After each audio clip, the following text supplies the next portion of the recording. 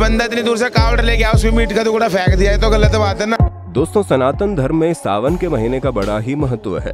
इसी माह में बड़ी संख्या में श्रद्धालु कावड़ यात्रा पर निकलते हैं। कावड़ यात्रा एक प्रकार की पदयात्रा होती है जिसमें श्रद्धालु अपने इष्ट देव शिव के अभिषेक के लिए पवित्र नदी गंगा से बॉटल्स में पानी भरकर लाते हैं और सावन की शिवरात्रि यानी सावन के प्रत्येक सोमवार के दिन इसी लाए गए जल से शिव का अभिषेक कर पूजा करते हैं। कावड़ यात्रा के जरिए भक्त भोले बाबा को अपनी भक्ति से प्रसन्न करने का प्रयास करते हैं। क्योंकि गंगा नदी भगवान शिव के सबसे करीब है, प्रिय है, इसलिए भक्तजन पवित्र गंगा नदी से ही जल लेकर आते हैं और शिवालय पर चढ़ाते हैं। ये तो हुई यात्रा की बात। अब बात करते हैं कावड़ होती क्या है, यानी कावड़ का शाब्दिक अर्थ क्या होता है। अगर आप सब में किसी को पता हो कमेंट करके बताइए मुझे। कावड़ का अर्थ और भाव दोनों ही बहुत विस्तृत है, जिसमें एक क का अर्थ सिर भी है जो सारे अंगों में प्रधान है। वैसे ही शिव के लिए कावड़ का महत्व है, जिससे ज्ञान की श्रेष्ठता का प्रतिपादन होता है। दूसरे क का अर्थ समीप और आवर का अर्थ सम्यक रूप से धारण करना भी है। जैसे वायु सबको सुख आनंद देती हुई परम पावन बना देती है, वैसे ही साधक अपने वातावरण को पावन बनाए। कावड़ के व्युत्पत्ति परक जो अर्थ किए गए हैं उनमें से एक ये भी है कि जिसमें क अक्षर अग्नि का द्योतक है और आवर का अर्थ ठीक से वर्ण करना। प्रार्थना ये है कि अग्नि अर्थात सृष्टा पालक एवं संहार करता परमात्मा हमारा मार्गदर्शक बने और वही हमारे जीवन का लक्ष्य है तथा हम अपने राष्ट्र और समाज को अपनी शक्ति से सक्षम बनाएं। देवभूमि हिमालय को देवताओं का निवास भी कहा गया है। शिव भी इसी क्षेत्र कैलाश में कहीं रहते हैं।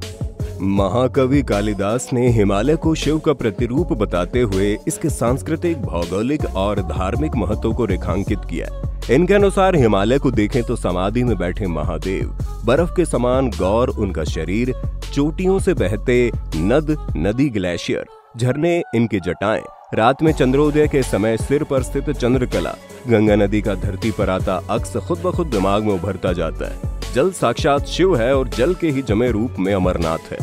बेल शिव वृक्ष है तो मिट्टी में पार्थिव लिंग है। गंगा जल, पारद, पाषाण, धतूरा फल आदि सब में शिव सत्ता मानी गई है। अतः सब प्राणियों, जड़ जंगम पदार्थों में स्वयं भूतनाथ पशुपतिनाथ की सुगमता और सुलभता ही आपको देवादिदेव महादेव सिद्ध करती है। दोस्तों, कावड़ यात्रा के बहुत से प्रकार होते हैं, जैसे डाक कावड़, खड़ी कावड़, सामान्य कावड़ आदि। सामान्य कावड़ यात्रा में लोग अपनी सुविधा के अनुसार चलते हैं, रुकते हैं और विश्राम करते हुए जल लेने जाते हैं और आते हैं। ऐसे लोगों के लिए पंडाल का आयोजन किया जाता है। आते जाते इन लोगों के खाने की व्यवस्था की जाती है ताकि इन लोगों को किसी दिक्कत का सामना न करना पड़े।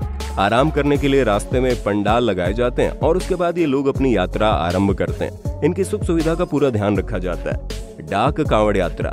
डाक कावड़ वाले कावड़िए बिना रुके आते और जाते हैं। ये लोग कहीं विश्राम नहीं करते, इसलिए जब डाक कावड़ मंदिर आती है तो मंदिर में इनके लिए स्पेशल व्यवस्था की जाती है और इनके लिए रास्ता साफ कर दिया जाता है ताकि बिना रुके सीधे शिवलिंग पर जल चढ़ा दे। खड़ी कावड़ यात्रा। खड़ी कावड़ यात्रा में कावड़ अपने साथ 2-3 लोगों को लेकर चलता है ताकि जब वो थक जाए तो दूसरे सहयोगी कावड़ लेकर आगे बढ़ते रहे। ये कावड़ रुकती नहीं है। 2 या 3 अधिक संख्या के समूह में श्रद्धालु एक दूसरे का सहारा बनते हुए आगे बढ़ते रहते हैं। दांडी कावड़ यात्रा। दांडी कावड़ यात्रा को सबसे मुश्किल माना जाता है। इसमें शिव भक्ति एक नदी के तट से शुरू कर दंड व्रत यानी लेट कर एक जगह से दूसरी जगह की यात्रा पूरी करते हैं। इस यात्रा को पूरा करने में महीनों का समय लग जाता है। तो दोस्तों, आज के लिए इतना ही। मिलते हैं अगले वीडियो में।